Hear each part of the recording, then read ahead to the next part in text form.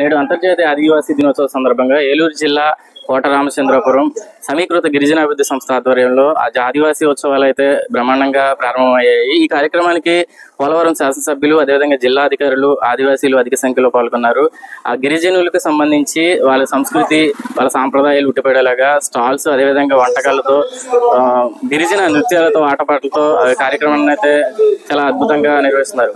ముఖ్యంగా అసలు గిరిజన సంబంధించి జాతీయ ఆదివాసీ దినోత్సవం ఎప్పుడు ప్రారంభమైంది, ఇది ఎందుకు చేసుకోవాలనే నేపథ్యానికి వస్తే 1982 ఆగస్టులో జెనీవాలో ఇది ప్రారంభమైంది. 140 దేశాలకు సంబంధించి ప్రతినిధులు ఈ కార్యక్రమానికి హాజరయ్యారు.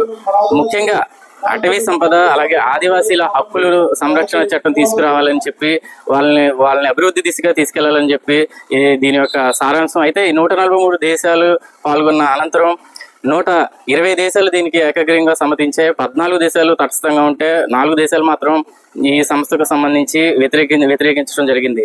అనంతరం 1992లో ఐక్యరాజ్య సమితి జాతీయ ఆదివాసీ దినోత్సవం అంటే ప్రపంచ ఆదివాసీ దినోత్సవం జరుపుకోవాలని చెప్పి వారికి హక్కులు వాళ్ళకి చట్టాలు వాళ్ళ అభివృద్ధి కోసం పనిచేయాలని చెప్పి అయితే తీర్మానం చేసింది. అనంతరం అప్పటి నుంచి కూడా ఆగస్టు 9వ తేదీ అంతర్జాతీయ ఆదివాసీ దినోత్సవం జరుపుకుంటారు. ముఖ్యంగా ఈ దినోత్సవం ప్రకటించిన తర్వాత 1992 నుంచి 2014 వరకు కూడా అంటే 10 సంవత్సరాల పాటు గిరిజనుల అభివృద్ధి కోసం వాళ్ళ డెవలప్మెంట్ కోసం అదేవిధంగా అటవీ రక్షణ చట్టాల కోసం అయితే ఈ సంస్థ పనిచేసింది. ఈ 10 సంవత్సరాల కాలాన్ని ఆదివాసీ అభివృద్ధి కాలంగా కూడా ప్రకటించారు. ఈ నేపథ్యంలో ఇంత జరుగుతున్నప్పటికీ కూడా నేటికి ఆదివాసీలకి పూర్తిగా న్యాయం జరిగిందే, వాళ్ళు అభివృద్ధి చెందారా అనే అంశానికి వస్తే ఇంకా ఇప్పటికీ కూడా వాళ్ళ అభివృద్ధి పరంగా కొంతమేరే ఉన్నారు, ఇంకా అభివృద్ధి చెందాలి అని చెప్పి అనుకోవచ్చు. ముఖ్యంగా కొన్ని ఆదివాసీ గ్రామాల్లో నేటికి కూడా కనీసం మౌలిక వసతులు లేకపోవడం, రోడ్లు కూడా లేకపోవడం, చాలా అవస్థలు పడే పరిస్థితి నేటికి చూస్తున్నాం.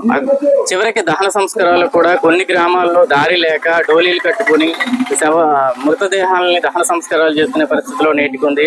కనీసం మౌలిక వసతుల విషయంలో కూడా వెనుకబడి ఉన్న పరిస్థితి. ముఖ్యంగా ఈ ఆదివాసీ దినోత్సవం ఉద్దేశం ఏంటంటే గిరిజనులు అభివృద్ధి చెందాలి, వాళ్ళ హక్కులు వాళ్ళ చట్టాల ద్వారా వాళ్ళని రక్షించాలని చెప్పే ఇటు ధ్యేయం. ఇది ఇప్పటి పరిస్థితి.